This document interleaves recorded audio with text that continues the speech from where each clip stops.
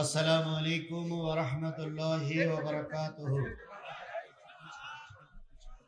প্রাণ প্রিয় বগুড়াবাসী, ভালো আছেন তো আপনারা? আলহামদুলিল্লাহ, আল্লাহ শুকরিয়া। আল্লাহ সবাইকে আমাদের কবুল করেছেন। চুপচাপ বসুন, রাস্তার লোকগুলো চলে আসুন।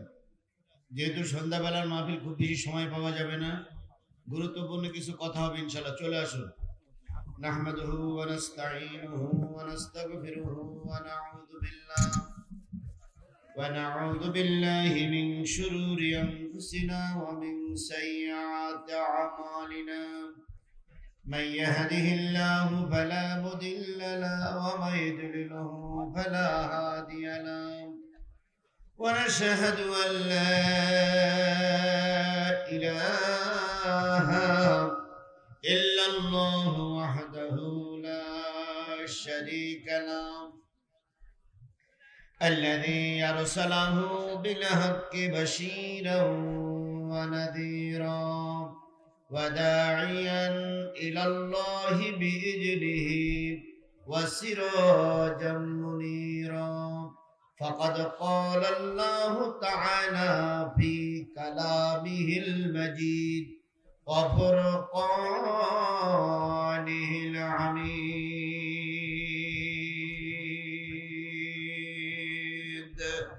أعوذ بالله من الشيطان الرجيم. بسم الله الرحمن الرحيم. إن الله عنده علم الساعة وينزل الغيث ويعلم ما في الأرحام.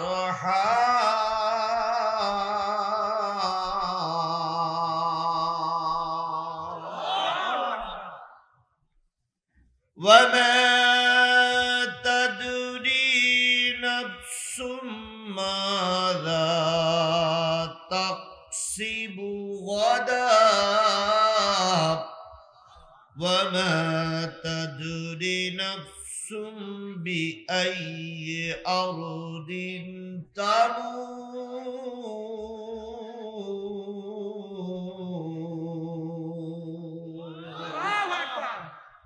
إن الله عليم خبير.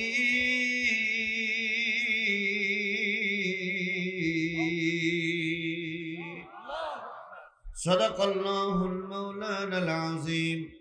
وأما الشان حديث وعن أبو أيوب أنصاري رضي الله تعالى عنه قال قال رسول الله صلى الله عليه وسلم: أفشوا السلام إطعام الطعام وصلوا الأرحام وصلوا بالليل والناس ينام.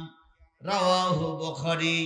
أو كما قال رسول الله صلى الله عليه وسلم: إن الله وملائكته يصلون على النبي يا أيها الذين آمنوا صلوا عليه وسلموا تسليما. اللهم صل على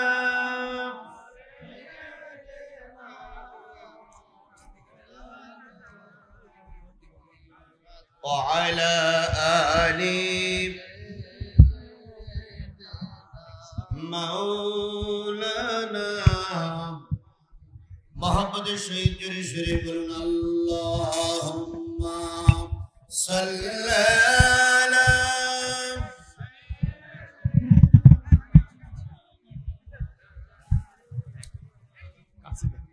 وعلى آل مولانا মা আমেনার কোলে একটি ছেলে জন্ম নিল আধার এলে বেলে। মা আমেনার কোলে একটি ছেলে জন্ম নিল আধার এলে বেলে। উঠল বাঁকা চাঁদ, চাঁদ মামাটা চাইল ছেলের একটু আশীর্বাদ। গাইল গজল ভোমরাওলি, ধরল কোকিল সুর। সুরের তোড়ে পাষাণ হৃদয় হলো যে ভাঙসুর। বইল বাতাস শান্ত হয়ে লু হাওয়া যায় থেমে। অত্যাচারীর বুকে কাঁপন যায় গো তারা ঘেমে। মেঘ কেটে ঠিকই বেলা বাড়ে বাড়ে ছেলেটিও।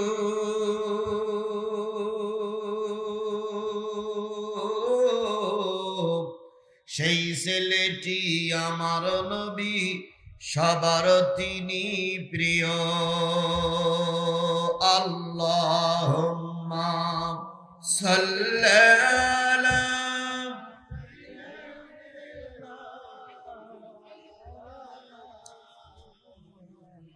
وعلى آل مولانا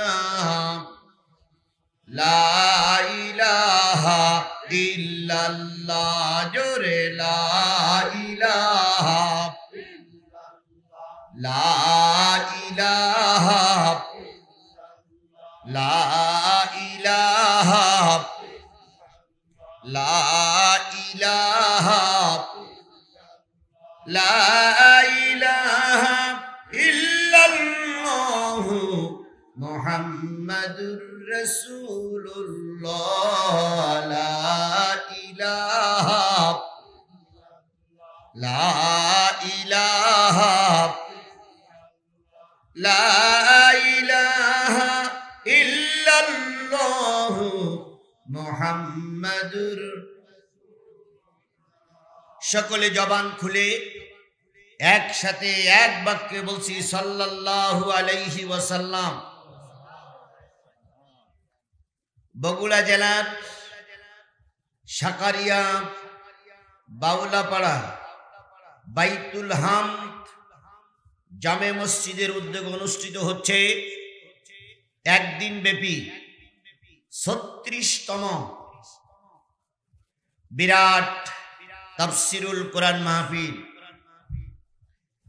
তারিখ 9 ফেব্রুয়ারি 2024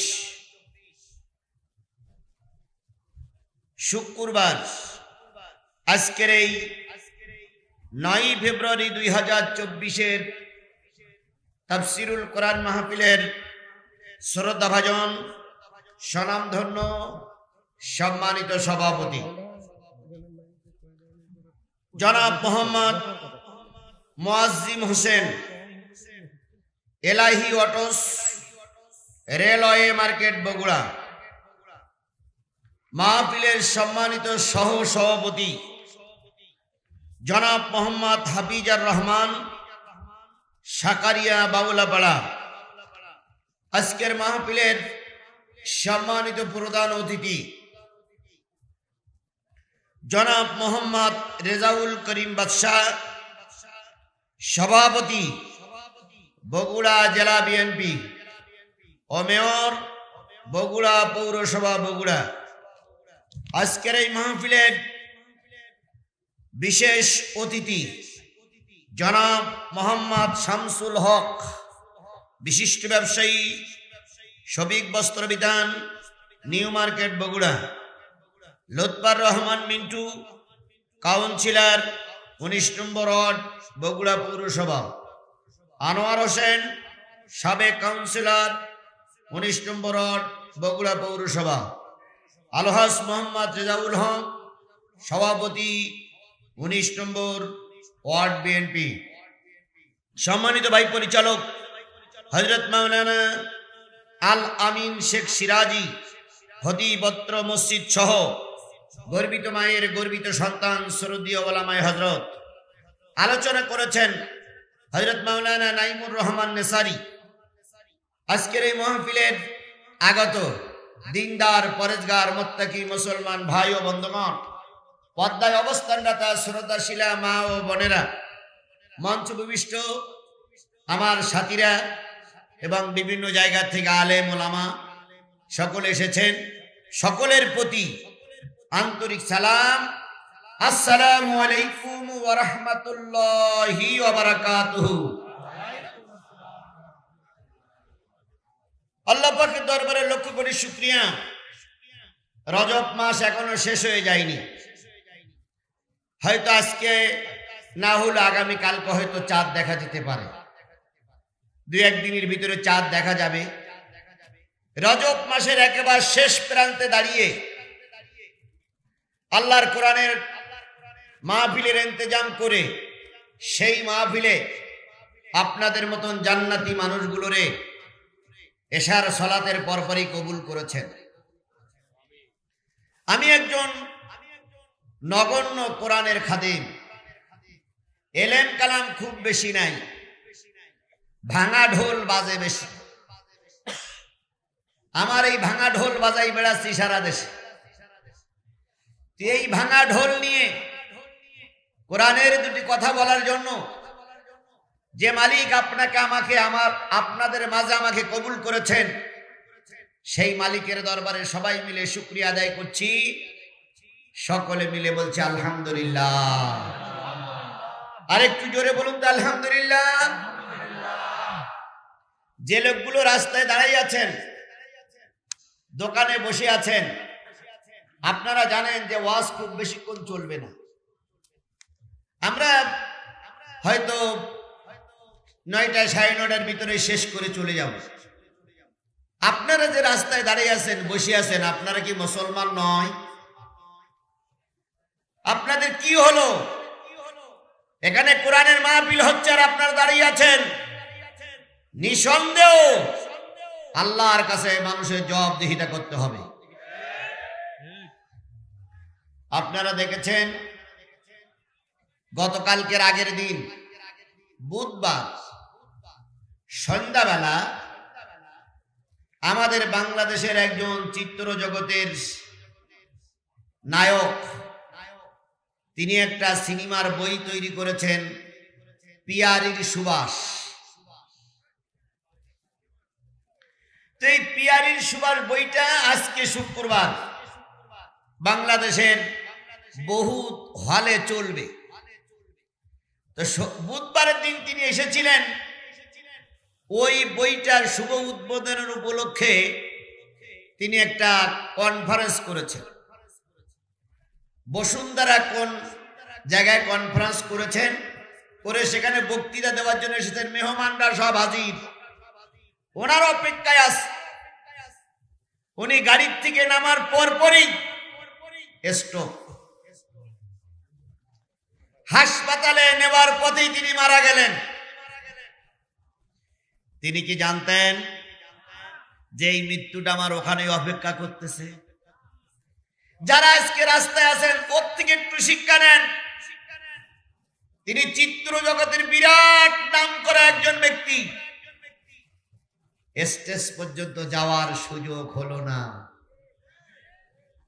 এরকম অবস্থা তো আপনার আমারও হতে পারে নাকি? যারা ওয়াজ শুনতে এসেছেন, ফিরে যাওয়ার আগেই তো আজরাইল ধরতে পারে। আজরাইল মনে এখন আপনাদের আর খুঁজে পাচ্ছে না নাকি? এই জন্য রাস্তাঘাটে, দোকানে, পশারিতে, বাড়িতে যারা আছেন, মেহেরবানি করে কোরআনের মাহফিলে এসে বসুন। আল্লাহ আমাদের যেন বরকত দেয়। যে মালিক আপনাকে আমাকে কবুল করলেন আজকের এই মাহফিলে, সেই মালিকের শুকরিয়া আসতে না জোরে সকলে মিলে বলছে আলহামদুলিল্লাহ।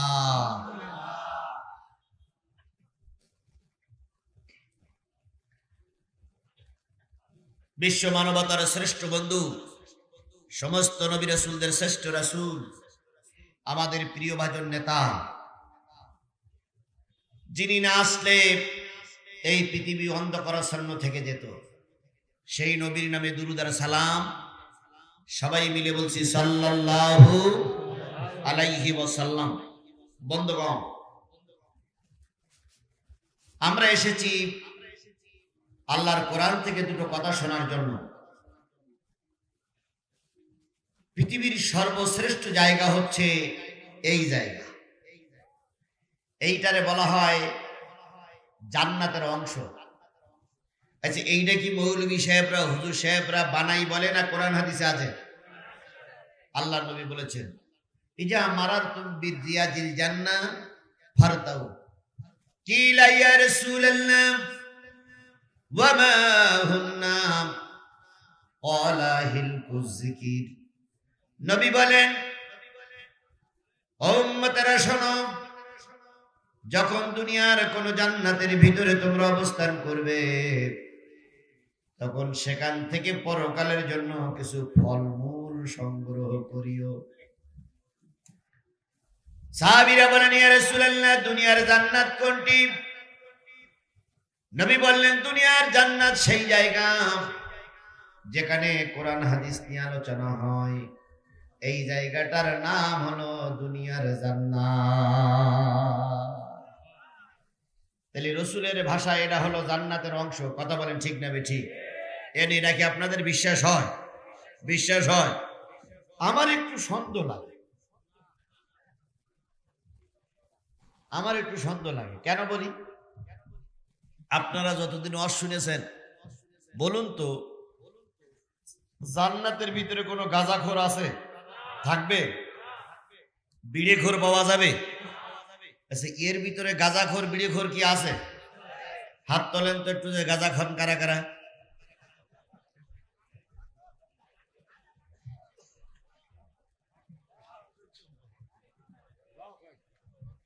তাহলে তো কেউ নাই। বিড়ি সিগারেট খাওয়া মনে হয় কিছু লোক আছে নাকি? তারাও হাত তুলবেন? হাত তোলার দরকার নেই। আমি শুধু এতটুকু বলি, গাঁজাখোর বিড়িখোর জান্নাতে যাবে না, কিন্তু এর ভিতরে গাঁজাখোর বিড়িখোর।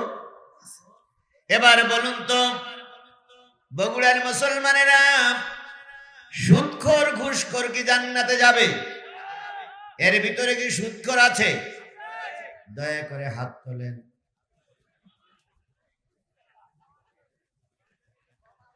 তাহলে বোঝা গেল, কেউ বলেছে সুদখোর আছে, কিন্তু সুদখোরের ভিতরে। এরপরে বলুন তো, জান্নাতে যারা যাবে, বুড়া মানুষ কি জান্নাতে যাবে? এর ভিতরে কি বুড়া মানুষ আছে? তাহলে এটা জান্নাত হইল কি করে? জান্নাতে থাকবে যুবক, এখানে আছে বুড়া। জান্নাতে থাকবে নেশাগ্রস্ত ব্যক্তি নয়, এর ভিতরে আসে নেশাগ্রস্ত ব্যক্তি। জান্নাতে কোনো সুদখোর ঘুষ করে যাবে না, অথচ সেখানে সুদখোর ঘুষ করাছে। নবী মনে হয় কথাটা ভুল বলেছিলেন। তাহলে নবীর কথা মিলান। জান্নাতে যারা যাবে সেখানে কোনো অশান্তি থাকবে না, মামলার ভয়ে ঘর ছেড়ে কোষ্টা বাগানে পাট বাগানে ঘুমানো লাগবে না। জান্নাত এমন একটা জায়গা, সেখানে কোনো ক্রস ফায়ার হবে না। জান্নাত এমন একটা জায়গা, ভোট না দিলে ধর্ষণ করা হবে না।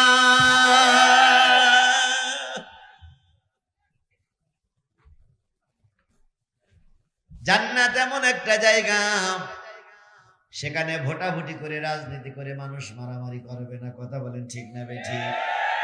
গতকালকে পাকিস্তানে ভোট হয়ে গেছে, শুনতেছি এক লোক পাশ করেছে, কিন্তু সেনাবাহিনীর সহযোগিতা আর এক লোককে ক্ষমতায় দেওয়ার জন্য চেষ্টা করা হচ্ছে। স্বৈরাচার আর কারে বলে? শুধু স্বৈরাচার আমরা না, আশেপাশেও স্বৈরাচার জন্ম নিয়েছে।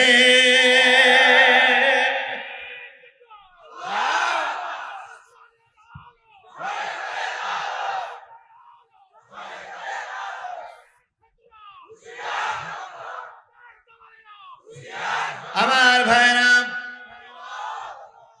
ইমরান খানকে মামলা দিয়ে জেলখানার ভিতরে ঢুকাই রেখেছে।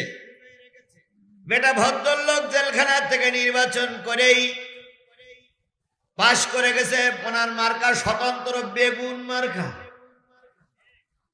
উনি পাশ করে গেছে। তারপর উলট পালট করা হচ্ছে। এই যে স্বৈরাচারী কায়দা ওখানে থাকবে না, মারামারি থাকবে না, খুনোখুনি থাকবে না, কাটাকাটি থাকবে না। এবার আসুন আমরা এখানে যারা আছি, বিড়িখোর থাকি আর ঘুষখোর থাকি আর সুদখোর থাকি, সকলে নীরব। কি শুনতে চাচ্ছি? এখানে আওয়ামী লীগ, বিএনপি, জাতীয় পার্টি, জামাত ইসলামের বাইরা আছে না নাই? এখানে কোনো দলাদলি নয়, রাজনীতি নয়, ভোটাভুটি নয়, কোরআনের আলোচনা শুনতেছি, সকলেই কোরআনের দিকে তাকাই আছি। জান্নাত এমন একটা জায়গা হবে যেখানে অশান্তি থাকবে না, এই জন্য এই জায়গাটারে বলা হয় জান্নাতের অংশ।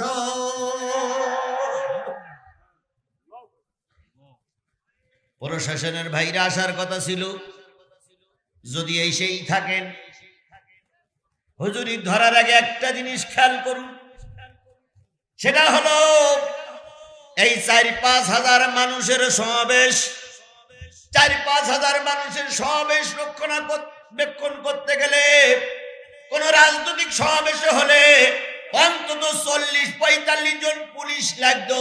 কে কার ঘাড়ে চেয়ার ফেলে মারে, থেকে নামাইয়া দেয়, কে চেয়ার নিয়ে মারামারি করে, এই নিয়ে হট্টগোল হতো।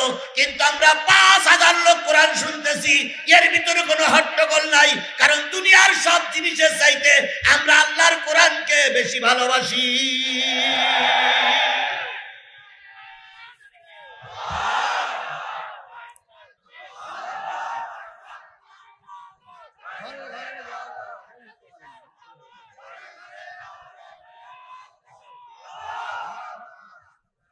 এই জন্য এই জায়গাটা জান্নাতের বাগান। কথা বলেন ঠিক না বেঠিক? তবে দুঃখের বিষয়ে, পরিতাপের বিষয়, এই জান্নাত সকলের কপালে জুটিনি। এই দুনিয়ার জান্নাতে যাদের ভালো লাগতেছে না, সাদা কাগজে লিখে নাও, মরার পরে পরকালের জান্নাত পাবা না। বিশ্ববিদ্যালয়ে পড়তে গেলে প্রাইমারি পড়া লাগে। যদি কোনো ছাত্র কয় আমি বিশ্ববিদ্যালয়ে পড়বো, প্রাইমারিতে পড়বো না, জীবনেও তার বিশ্ববিদ্যালয়ে যাওয়া সম্ভব নয়। এই কোরআনের মাহফিল, ফোরকানিয়া মাদ্রাসা যদি পছন্দ না হয়, জীবনও আলেম হতে পারবা না। হক্কানি আলেম তো দূরের কথা, আলেমও হতে পারবা না। এই জন্য দুনিয়ার জান্নাতে যেতে গেলে এই জান্নাত থেকেও, কি বলে, এই জান্নাত থেকে সূচনা শুরু করতে হবে। যদি এই জান্নাত না পাও, পরকালের জান্নাত কপালে জুটবে না। এই জন্য রাস্তাঘাটে, দোকানে, পশারিতে যে যেখানে আছেন, অল্প সময় এই মাহফিলে বসার জন্য চেষ্টা করি। আল্লাহ আমাদেরকে যে কবুল করেছেন কোরআনের জন্য, এই জন্য আবারও শুকরিয়া আদায় করছি, আলহামদুলিল্লাহ। বন্ধুগণ, আমি সূরা লোকমান থেকে আপনাদের সামনে একটা আয়াত তেলাওয়াত করেছি। কোন সূরা? সূরা লোকমান, 21 নম্বর পারার 31 নম্বর সূরা। কত নম্বর পারা? 21 নম্বর পারার 31 নম্বর সূরা। নাম কি বললাম? সূরাতুল লোকমান। আমি 34টা আয়াতের ভিতর থেকে সর্বশেষ একটা আয়াত তেলাওয়াত করেছি।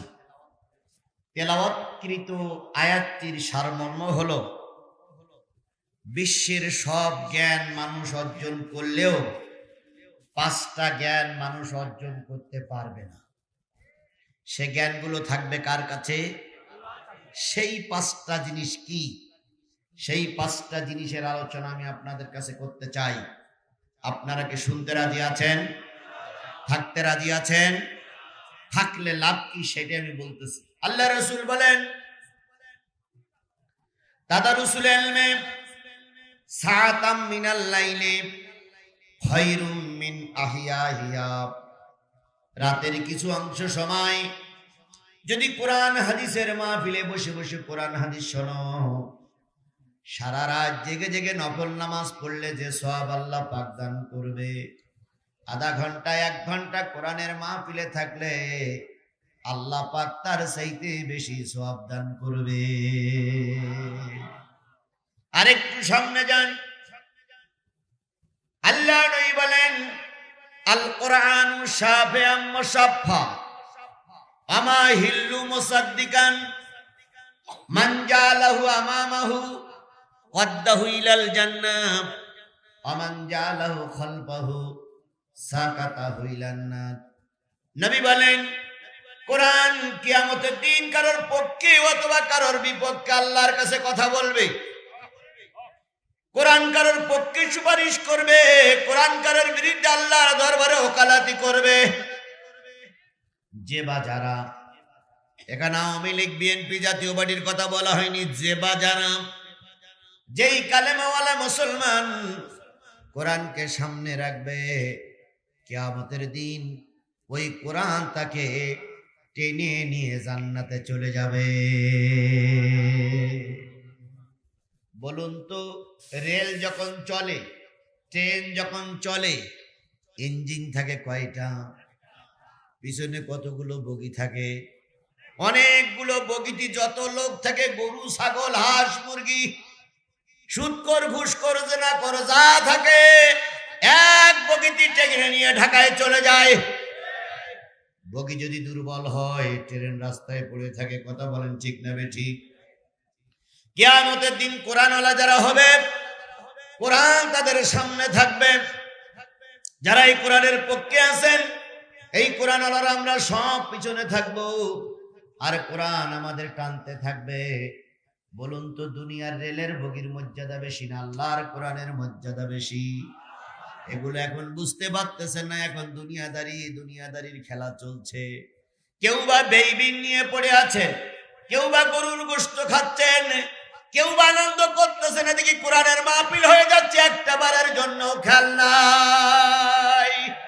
এই জন্য আমরা যারা কষ্ট করে ঘন্টাখানেক জন্য বসেছি, রাসূলের হাদিস অনুসারে বলা হলো, এই কোরআন তাদের টেনে নিয়ে কোথায় চলে যাবে?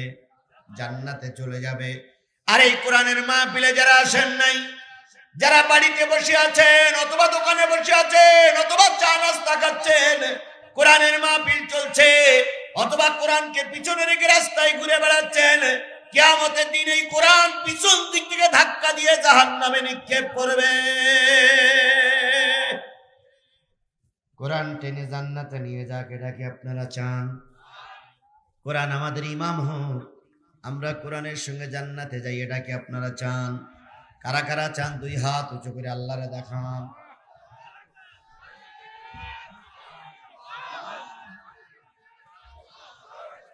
আয় আল্লাহ, এই হাতগুলো তুমি কোরআনের জন্য কবুল করে নাও।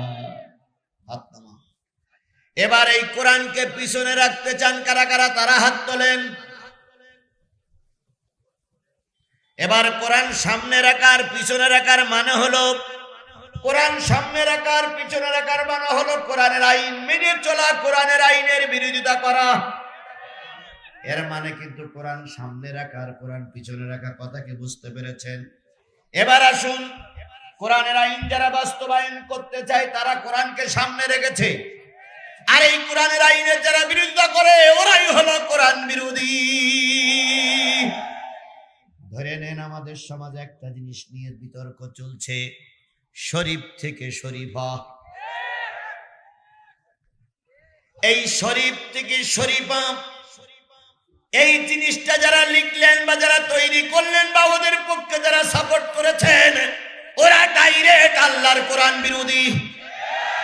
আর যারা কোরআন বিরোধী হয় তারা মুসলমান থাকতে পারে না। শরীফ থেকে শরীফা গল্পটি জিবরাইল আমিন এসে নাজিল করে দিয়ে যায়নি। নিশ্চয়ই আমাদের দেশের কোন জিবরাইল আর মিকাইল লিখেছে। কথা বলেন ঠিক না ঠিক? মাননীয় প্রধানমন্ত্রী শিক্ষামন্ত্রীর কাছে দাবি, সেটা হলো আপনারা মুসলমানদের সন্তান, আপনাদের বাবা মা মুসলমান, আপনাদের উপস্থিতিতে যদি এই শরীফ শরীফার গল্প নিয়ে এত আলোচনা করতে হয়, এরপরেও যদি বই থেকে ওই শরীফ শরীফার গল্প মুছে দেওয়া না হয়, তাহলে বুঝতে হবে আপনারাও কোরআন বিরোধী, আপনারাও কোরআনের দুশমন। মুসলমানের সন্তান হলে কি হবে? আপনাদের শরীরে কোরআনের অংশ না।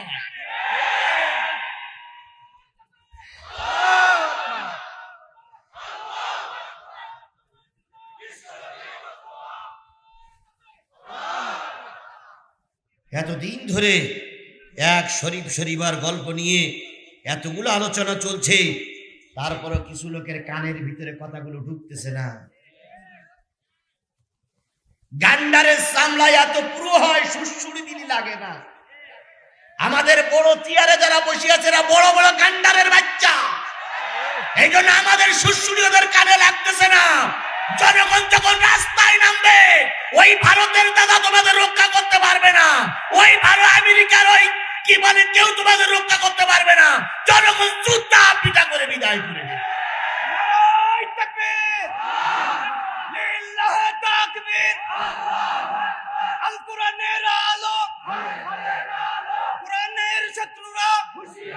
আমার ভাইরা, তাহলে যে কোরআন আপনাকে আমাকে সুপারিশ করে জান্নাতে নিয়ে যাবে, সেই কোরআনের পক্ষে আমরা সবাই থাকতে রাজি আছি না? সবাই রাজি আছি না? এখন কোরআনে চুমো খাওয়া, কোরআনকে নিয়ে চুমো খাওয়া আর কোরআনের আইন মেনে চলা কি এক জিনিস? চুমা সবাই খেতে পারে, চুমা খাইলেই কোরআনের মহব্বত বাড়ে না। কথা বলেন ঠিক না ঠিক? একইভাবে দুইটা সন্তান বাবার, বাপ অসুস্থ হয়ে বিছানায় পড়ে আছে।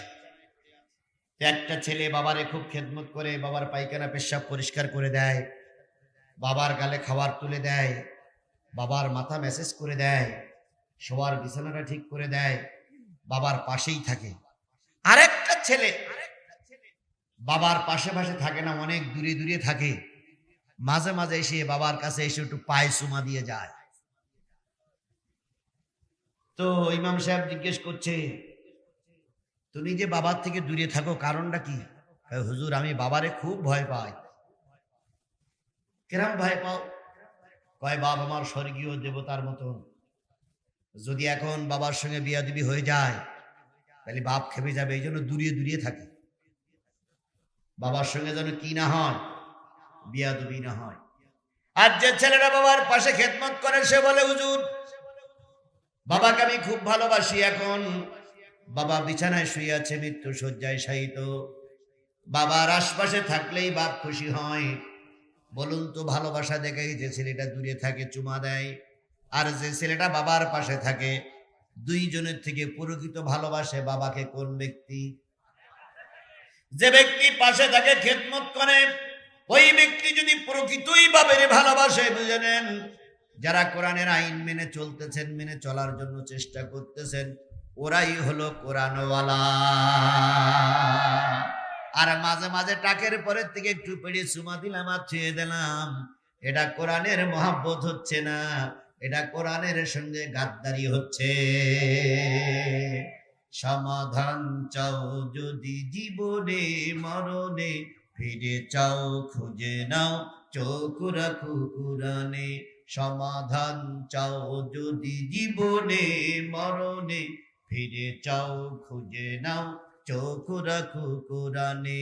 এ বাণী সকলের নয় শুধু মুমিনের, এ বাণী সকলের নয় শুধু মুমিনের, যারাই চলবে মেনে ফল পাবে কোরআনের। ঘরে বলো কিংবা রাষ্ট্রে বলো, ঘরে বলো কিংবা রাষ্ট্রে বলো, অশান্তি দূর করে শান্তি আনে। সমাধান সমাধান চাও যদি জীবনে মরণে, ফিরে চাও খুঁজে নাও চোখ রাখো কোরআনে।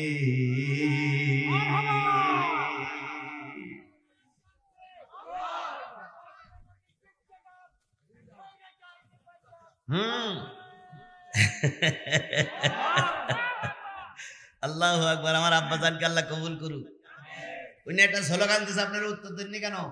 বিশ্ব নবী দিচ্ছে ডাক, স্বৈরাচার নিপাত যাক। নতুন একটা স্লোগান, বিশ্ব নবী দিচ্ছে ডাক।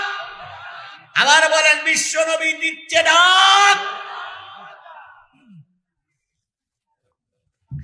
এই বয়সে এখন এই বাহুতি, এই জোর, তাহলে যখন বয়স ছিল তখন কি করি যে আল্লাহ। বন্ধুগণ, সেই কোরআন কোন সূরা পড়েছি? কত নম্বর আয়াত? 34 নম্বর আয়াত একটা আয়াত। বিষয়টাও বলে দিয়েছি। আমি এই বিষয়টার পরে কথা বলবো, আমাকে ফেলাই রেখে চলে যাবেন? একটুখানি বলি, যদি আজকের আলোচনা, যেহেতু আমি, আপনারা দেখেছেন আমি 2টা মাহফিল নেওয়ার পক্ষপাতী নয়, কখনো 2টা মাহফিল নিতে চাই না।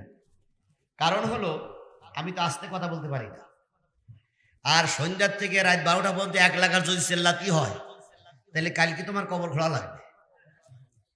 এই জন্য আমি একটা প্রোগ্রাম নেই। কিন্তু ভাইজানেরা অনেকদিন আশা করেছিলেন আমাকে নেবেন, মোটে সুযোগ করতে পারি না। এবছর আমার প্রিয় ভাই আব্দুল সামাদ ভাই, এনাদের বন্ধু, তারপরে আমার সবি ভাই, ইনি আমার বন্ধু মানুষ, ওনারা বললেন যে হুজুর ওনারা খুব ধরেছে, অন্তত সন্ধ্যাবেলাতে একটু খেদমত করেন। আমি সেই জন্য এখানে এসেছি। আমার 9:30টার আগে আমি শেষ করব। 10টার থেকে আরেকটা মাহফিল আছে সাবগ্রাম। যদি মনে করেন হুজুর আজকে মন ভরল না, তাহলে ওইখানে যাবেন, খুব বেশি দূরে নয়। এখান থেকে মোনাজাত শেষ, আর কোনো বক্তা আছে না? এখান থেকে মোনাজাত শেষ, যদি বক্তা থাকতো তাহলে যাই দিতাম না। এখান থেকে মোনাজাত শেষ, আপনিও যাবেন আমিও যাবো, ওখানে দিয়ে বাকি আলোচনাগুলো শেষ করবো ইনশাআল্লাহ। এই জন্য যদি সুযোগ থাকে যাবেন, না থাকলে এখান থেকেই দোয়া। তো আমি আপনাদের কাছে বলি, মসজিদে নামাজ পড়েছেন কারা কারা? আজকে এই মসজিদে নামাজ পড়েছেন কারা কারা? এশার নামাজ এখানে হয়েছে, মসজিদে কারা পড়েছেন? এই মসজিদে পড়েছেন। আপনারা দেখেছেন মসজিদটা খুব সুন্দর করা হয়েছে। মসজিদে 2 লাখ টাকা, এখনো আমার সম্মানিত আব্দুল করিম ভাই বললেন 2 লক্ষ টাকা মসজিদে ঋণ আছে। আল্লাহর ঘর ঋণ, কথাটা কি ভালো শোনা গেল? আল্লাহর ঘর ঋণ, খুব কষ্ট পেয়েছি যখন ওই শুনেছি আল্লাহর ঘরে ঋণী, আল্লাহর ঘর ঋণগ্রস্ত, খুব খারাপ লেগেছে। এখন আল্লাহর ঘরে 2 লাখ টাকা দেওয়ার মতন একজন লোকও এই বগুড়ায় মানুষ আছে না নাই? আছে। কিন্তু সকলের টাকা সব জায়গায় আল্লাহ কবুল করে না, সকলের টাকা মসজিদে আসে না। এখন তাদের টাকা আসুক আর না আসুক, যতগুলো নারী আর যতগুলো পুরুষ আমরা এসেছি, একটু কষ্ট হলো আমি বগুড়ার মানুষের প্রশংসা করে অন্যান্য জেলায় যেয়ে, কিছু ভেজাল মানুষ আছে রংপুরের দিকে, তারপরে ওই কুমিল্লার দিকে কিছু ভেজাল মানুষ পাওয়া যায়, কিন্তু আমি বগুড়ার মানুষের প্রশংসা করি যে বগুড়ার মানুষগুলো এমনি ভালো। লিল্লাহে তাকবীর, আরো জোরে লিল্লাহে তাকবীর। তোমার নেতা আমার নেতা, দুনিয়ার মুসলিম, লিল্লাহে তাকবীর। আমার বন্ধুগণ, কোন সূরা? সূরাতুল লুকমান। 5টা বিষয় আল্লাহর ইলমে আছে। আল্লাহ পাক বলতেছেন, ইন্নাল্লাহা ইনদাহু ইলমুস সাআ। কায়ুম 500। নিশ্চয় আল্লাহ রাব্বুল আলামিন জানে, নিশ্চয় আল্লাহ রাব্বুল আলামিন জানে কিয়ামত কবে হবে। কিয়ামতের সংবাদ কার কাছে? এই মুসলমান বলেন, কিয়ামতের সংবাদ কার কাছে? তবে এই কিয়ামত হওয়ার আগে 19টা আলামত দেখা যাবে। তার ভিতরে একটা আলামত হলো জালেমরা ক্ষমতায় বসবে, আর একটা আলামত হলো গোলাম রাজার জন্ম দেবে। তার মানে খারাপ পরিবার থেকে নেতা হবে, ভালো পরিবারের মানুষগুলো জেল খাটবে, আলেম ওলামা জেল খাটবে, সম্মানিত লোক জেলে থাকবে, আর অপদার্থ মানুষেরা ক্ষমতায় যাবে। সে সময় মনে হয় এখনো আসেনি। সে সময় কি এসেছে? নির্বাচিত প্রতিনিধিরাই জেল খেটে মরে, আর যাদের ভোট নাই তারাই ক্ষমতার মসনদে বসে আঙুল ঘুরায়। যারা সারা জীবন মেম্বারি ভোটে বাস করতে পারে না, এই বিরাট জোট করার কারণে তারা এখন এমপি সেজে বসে আছে। সুষ্ঠু নির্বাচন যদি হয়, এদের জামানত বাতিল হয়ে যাবে। অথচ এখন জাতি বড় বিপদে। ওনারা যা বলে তাই আমাদের শুনতে হয়। যে ব্যক্তি আজকে এশার নামাজ পড়িনি সেই ব্যক্তি কানে কানে অথবা ফোনে বলে হুজুর ওয়াজ ভালো করে করেন, নতুবা কিন্তু বগুড়ার থেকে বেরিয়ে যেতে পারবেন না। কত হুমকি দেয়, কত রকম পাওয়ার দেখায়, অথচ ভোটের রাত্রিতে তার বউ ভোট দেয়নি। আমাদের দেশের সুমন, ব্যারিস্টার সুমন বলে একজন ইউটিউবার, তিনি এমপি হয়েছেন, অথচ তার বউ তারে ভোট দেয়নি। কারণ বউ জানে তুমি কোন শয়তানের শয়তান। এই জন্য দুনিয়ার লোকের ধোকা দিয়েছো, বউরে ধোকা দিতে পারো নাই। নিজেই বলেছি যে আমার সব ভোট দিয়েছে কিন্তু বউ ভোট দেয়নি, কারণ তুমি যে বেটা কেমন তোমার বউ ভালো জানে। ব্যারিস্টার সুমনের কথাই বলতেছে। এইভাবে করে কিয়ামতের অনেকগুলো আলামতের ভিতরে একটা আলামত হলো জালেমরাই ক্ষমতায় থাকবে, ভালো মানুষগুলোর সম্মান নষ্ট হয়ে যাবে। আজও তাই দেখতেছি বড় হুজুর বিশ্বনন্দিত মুবাসসির গুলো জান্নাতের, যারা জান্নাতি তারা এখন জেলখানায়, আর সুদখোর ঘুষখোর জেনা করে আর সমাজে মাতব্বারি করে বেড়ায়। এই আয়াতটা যখন নাজিল হলো, আল্লাহর নবী সাল্লাল্লাহু আলাইহি সাল্লাম মদিনায় ঢুকেছেন। মদিনার মানুষগুলো রাসূলকে স্বাগত জানিয়েছেন। মক্কায় অনেক কষ্ট ছিল, এখন কষ্টের হাত বেরিয়ে এখন মদিনায় ঢুকেছেন। মদিনায় অনেকগুলো মানুষ তাকে আহলান সাহালান জানালেন। মদিনার মানুষের কাছে এখন ইসলাম প্রচার করা শুরু হয়ে গেছে। সবাই মেনে নিলেও ইহুদি খ্রিস্টানরা মেনে নিতে। আজও দেখা যায় যাত্রা গান হলে, সিনেমা হলে কোনো হুমকি ধুমকি আসে না, কিন্তু আজ মাহফিল আসেই যত হুমকি শুরু হয়। অনুমতি নিতে গেছে কর্তৃপক্ষ, এখানকার না অন্য জায়গার কর্তৃপক্ষ অনুমতি নিতে গেছে নেতাদের কাছে। নেতারা বলতেছে বক্তাকে আজিজুল ইসলাম জিহাদি, বক্তা আর খুঁজে পাও না।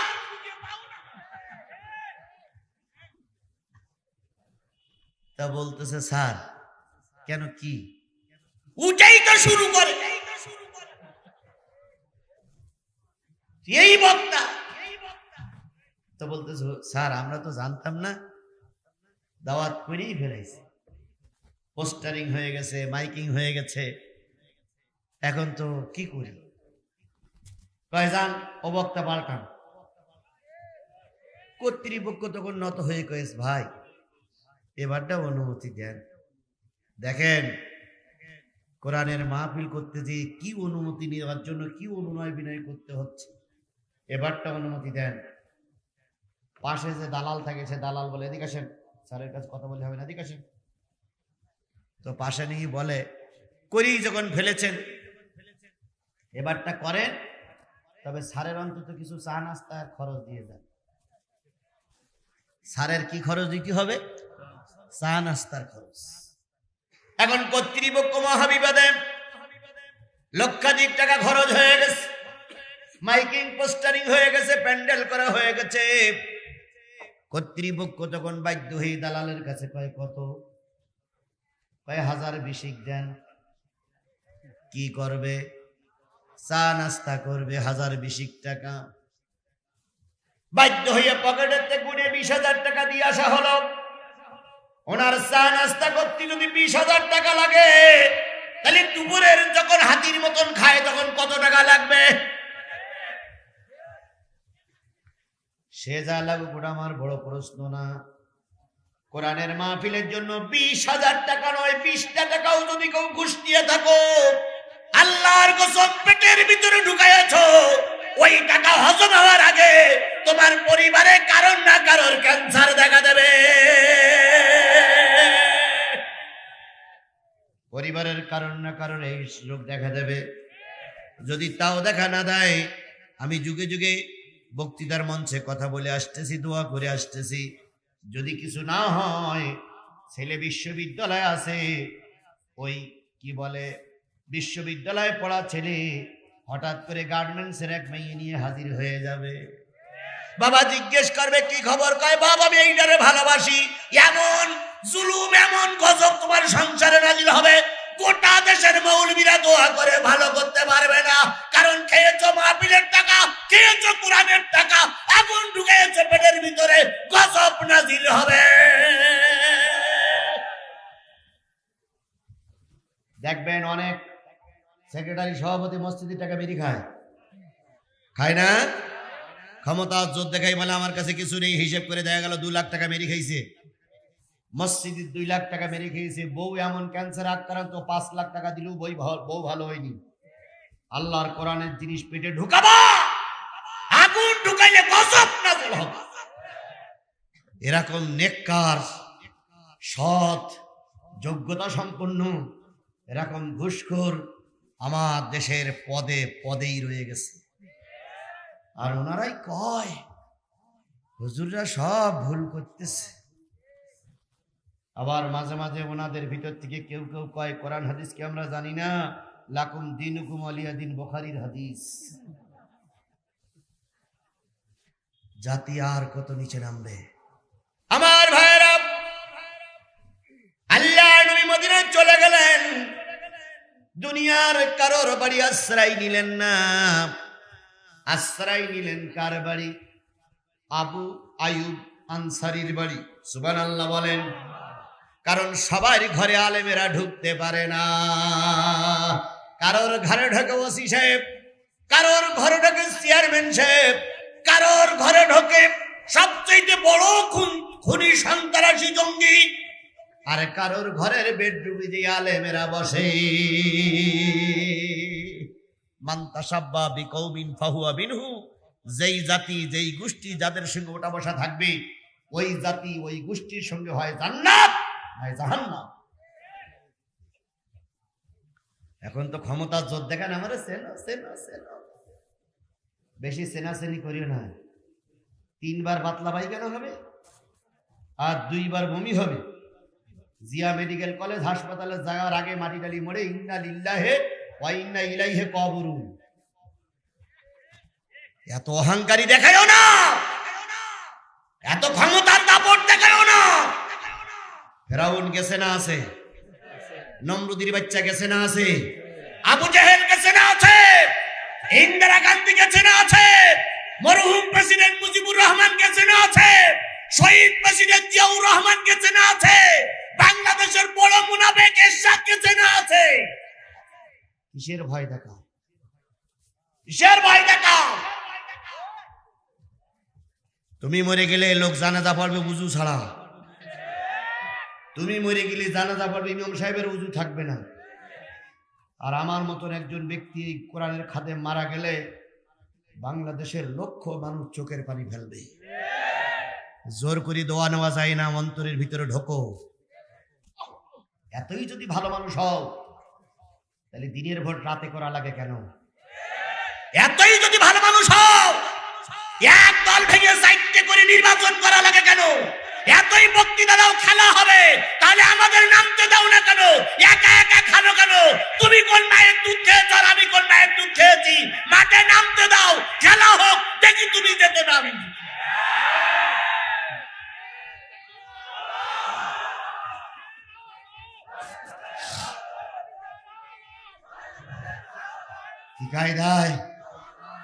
কি কায়দায় কয় খেলা হবে। আমরাও তো খেলতে চাই। পাকিস্তানের খেলা হয়েছে, হয়নি?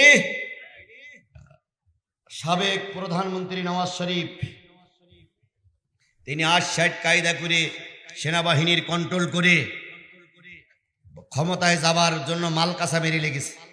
সেনাবাহিনী তার সাপোর্টে আছে। এমনকি ইমরান খানের দল তাদের মার্কা পর্যন্ত তুলে এনেছে। তার মানে হলো তার কি বলে জামানা, কি বলে রেজিস্ট্রেশন বন্ধ করে দিয়েছে। এরপরে তাকে 24 বছরের জেল দিয়েছে। প্রতীক চিহ্ন না থাকার কারণে স্বতন্ত্র বেগুন প্রতীক নিয়ে নির্বাচন করেছে। গোটা বিশ্ব এখন বলতেছে ইমরান খানের দলই জয়ী হয়ে গেছে। সেখানে আর কিছু না হোক, ভোটে কারচুপি হয়তো ভোট সুস্থ হয়েছে, এখন টাল বাহানা করতেছে। আমাদের তো তাও করতে যাব না। আর এক ভেড়া মার্কা নির্বাচন কমিশনার, গরু, আর গরুতে একটু বুদ্ধি শুদ্ধি আছে, আর এর যে কি বুদ্ধি আল্লাহ ভালো জানে। প্রথম বলল 7%, তারপর বলো 14%, তারপর বললো 21%, তারপর বলো 28%, তারপর বলো 29%, তারপর বলে 40% এর কাছাকাছি। একজন পাশের থেকে বলতেছে স্যার না 41% বলি দেন। 41% যদি পড়ি থাকে, 41% যদি পড়ি থাকে তোমরা ফেল। কারণ সরকার গঠন করতে গেলে 51% দরকার, কিন্তু তোমরা পেয়েছো কয় পার্সেন্ট? তার মানেও তোমরা ফেল।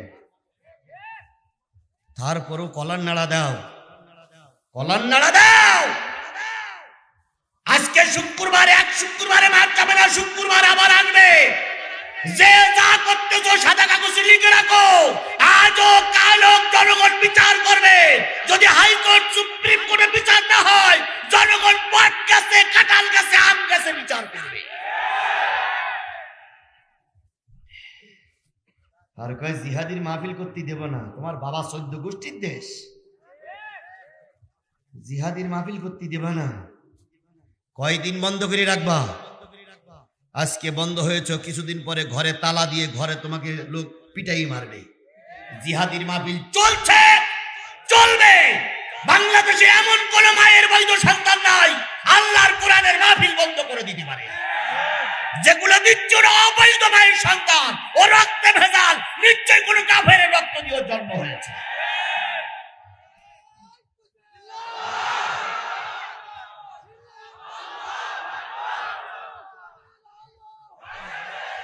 আল্লাহ আমাদের সবাইকে বোঝার তৌফিক দান করুক। আরো জোরে বলেন আমিন। আল্লাহ নবী কার বাড়ি উঠলেন? আবু আইয়ুব আনসারীর বাড়িতে উঠলেন। নবীজি উঠেছেন, গোটা মদিনায় প্রচার হয়ে গেল। আল্লাহর নবী মক্কা থেকে মদিনায় এসে আবু আইয়ুব আনসারীর বাড়িতে উঠেছেন। তিনি ধর্মের দাওয়াত দেওয়ার জন্য এসেছেন। গোটা মদিনায় প্রচার হয়ে গেল। কেউ বা আনন্দিত, কেউ বা দুঃখিত, কেউ বা ষড়যন্ত্রে লিপ্ত। কারণ যারা ইসলাম বিরোধী তাদের মনে কি কষ্ট, আর যারা ইসলামের দুশমন তারা ষড়যন্ত্রে লেগেছে। আর যারা ইসলামের পক্ষে তারা আনন্দ করতেছে। অনেকদিন পরে নবীরে দেখলাম। এমত অবস্থায় মুসলমানরা আপনাদের মতন একটা ওয়াজ মাহফিলের ব্যবস্থা করেছিলেন, পৃথিবীর সর্বপ্রথম ওয়াজ। এর আগে পৃথিবীতে আর কোনো জায়গায় ওয়াজ চালু ছিল না, সর্বপ্রথম ওয়াজ চালু।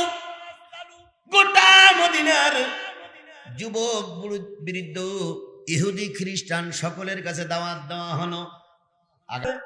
আল্লাহর নবী জুমার পরে ওয়াজ করবেন, সকলের দাওয়াত রইল, দিনে দাওয়াত রইল। এবার ইহুদিরা সবাই মিলে একটা ষড়যন্ত্র করলো। এই নবী হলো শেষ নবী, এই নবী হলো আখিরি জামানার নবী। এই নবী যদি ধর্ম প্রচার শুরু করে দেয় তাহলে নিশ্চয়ই আমাদের ধর্ম আর চালু থাকবে না। এই জন্য ওনাদের ধর্মের সবচেয়ে বড় হুজুর, বড় যিনি জ্ঞানী ছিলেন, তার নাম ছিল আব্দুল্লাহ ইবনে সালাম। তাকে ডেকে নিয়ে ওই বাইতুল মুকাদ্দাসের পাশে নিয়ে বলল, শোনো হুজুর, শোনো আমাদের বড় হুজুর, শোনো আমাদের বড় নেতা, মোহাম্মদকে যদি ঠকাই দিতে পারো আমাদের ধর্ম চিরকাল বজায় থাকবে। মোহাম্মদকে যদি বন্ধ করতে পারো আমাদের ধর্ম চিরকাল বজায় থাকবে। যে কায়দায় হোক তুমি মোহাম্মদের মুখ বন্ধ করো, নতুবা আমাদের ধর্ম কিন্তু বন্ধ হয়ে যাবে। যত টাকা লাগে, যত পয়সা লাগে, যত কিছু লাগে, মুহাম্মাদের ধর্মের বিরুদ্ধেই তুমি বক্তৃতা করবা। কারণ তোমার জনপ্রিয়তা বেশি, তুমি বিমানে চলাফেরা করো, তুমি বাংলাদেশের বড় হুজুর। ওই হুজুরদের বিরুদ্ধে কথা বলো, জনগণ বিশ্বাস করবে, জনগণ মেনে নেবে। ছোট হুজুররা যতই অজ করুক না কেন তোমার কথা জাতি শুনবে। আব্দুল্লাহ ইবনে সালাম ইহুদির কাছ থেকে একটা তরবারি নিলেন। পরের দিন নবীজির বক্তৃতা মঞ্চে চলে গেলেন। জুমার সালাত আদায় হয়ে গেছে, নবী একটু বিশ্রামে আছে, এখনই আসবে, এখনই আসবে। আব্দুল্লাহ ইবনে সালাম সর্ব আগে একটা খুঁটির গায়ে হেলান দিয়ে চুপচাপ দাঁড়িয়ে আছে। মুহাম্মদ আসলে পরে প্রথম কিছু লোক নিয়ে মুহাম্মাদের পর আক্রমণ করবে, দেখি ঠেকায় কে?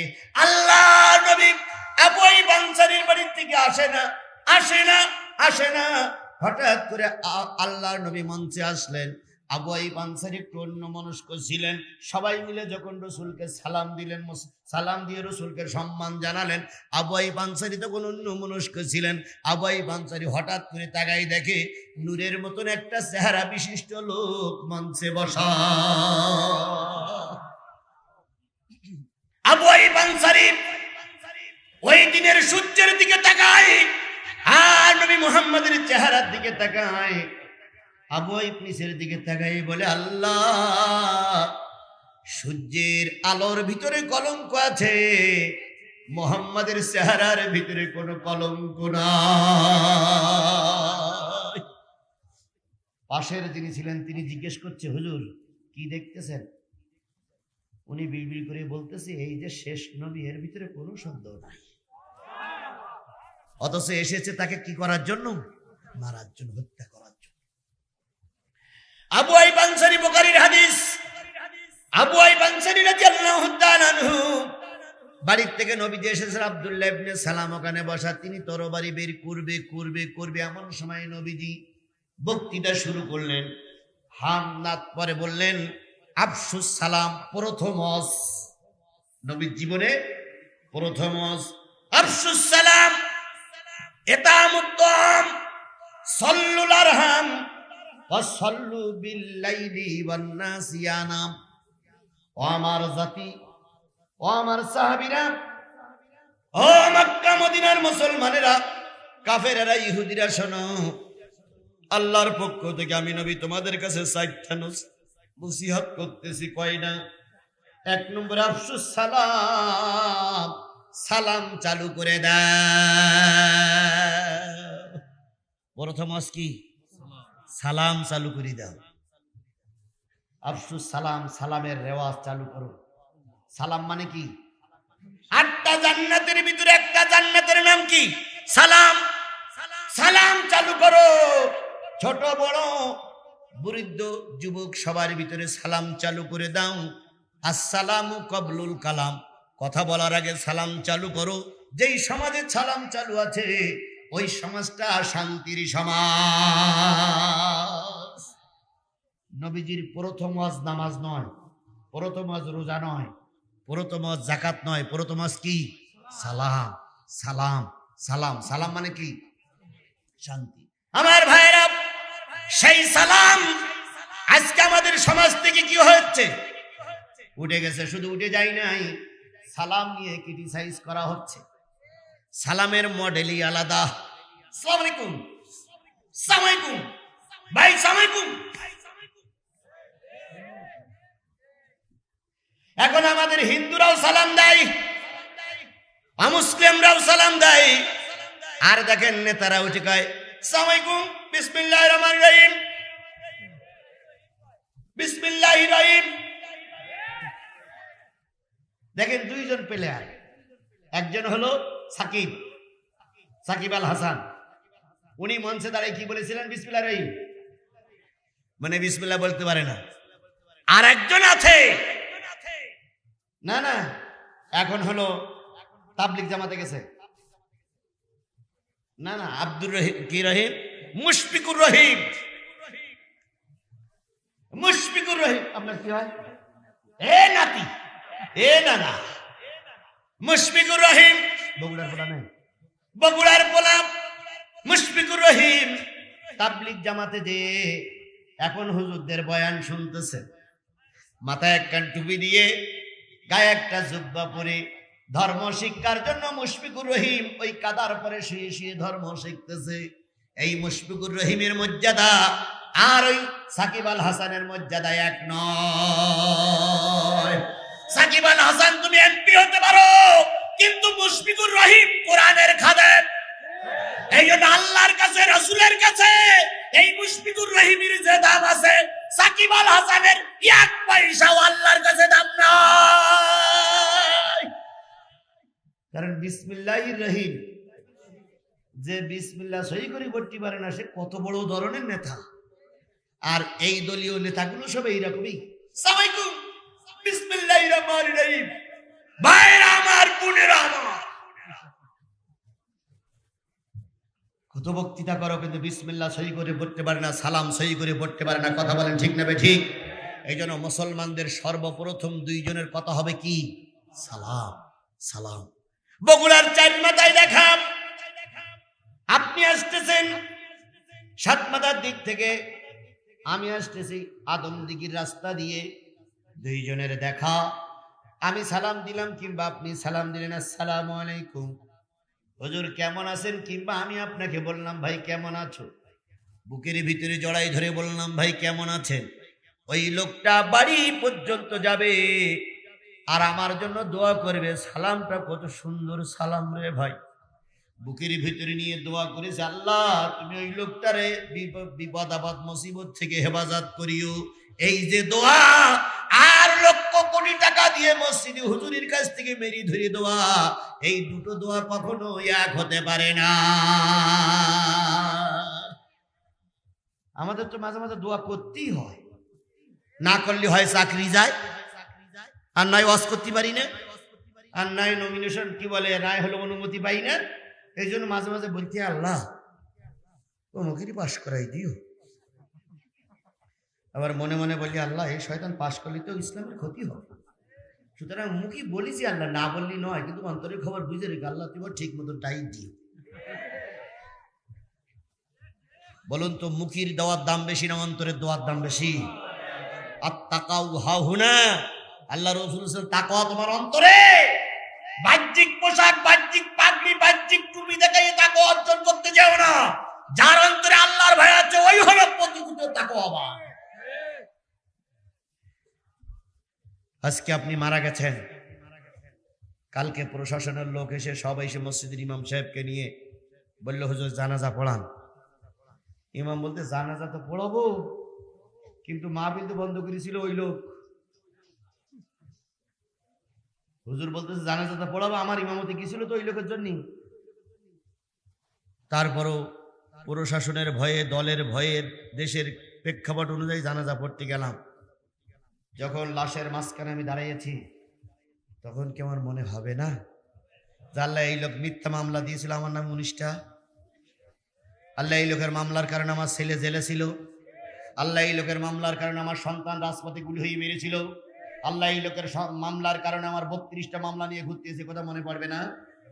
তখন আমি মনে মনে বলবো, আল্লাহ এই সেই শয়তান যাচ্ছে, এই এই আমার সামনে শুয়ে আছে, আল্লাহ এই সেই ইবলিস যাচ্ছে, আল্লাহ ঠিক মতন টাইট দিও। আল্লাহু আকবার, আল্লাহু আকবারটা জোরে বলবো, আর বাকি দোয়াগুলো মনে মনে চলবে। যাবা কোথায়? যাবা কোথায়?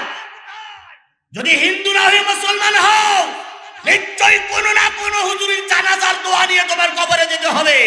আমাদের কাঁদাচ্ছ, যাবার সময় এমন দোয়া দিয়ে দিব একবার হাইকোর্ট পর্যন্ত চলে যাবে। আর আমাদের ভয় দেখায়, হুজুর কে আল্লাহ ছিল, আমি বিয়ে না করলে তুই পরের মেয়ে, আমি বিয়ে না পড়ালে তুই পরের বউ আনতে পারো, পরের মেয়ে আনতে পারো নি। বিয়ে করতে গেছো সবাই এসে মৌলবি নাই, মেয়েও অপেক্ষা করতেছে, ছেলেও অপেক্ষা করতে হু হু হু হু করতেছে, কিন্তু মৌলবি নাই। সুন্দরী মেয়ের বউ, সুন্দরী মেয়ের মুখ দেখা যাবে, সুন্দরী মেয়েও আছে ছেলে দেখবো, ছেলেও আছে মেয়ে দেখবো, কিন্তু মৌলবি নাই। কিছুক্ষণ বড় মৌলবি এসে কলেমা পড়াই দিল, আরামের জায়গায় চলে গেলে। বিয়ে পড়াই আমরা, আরাম করো তোমরা, আর মামলা খাই আমরা।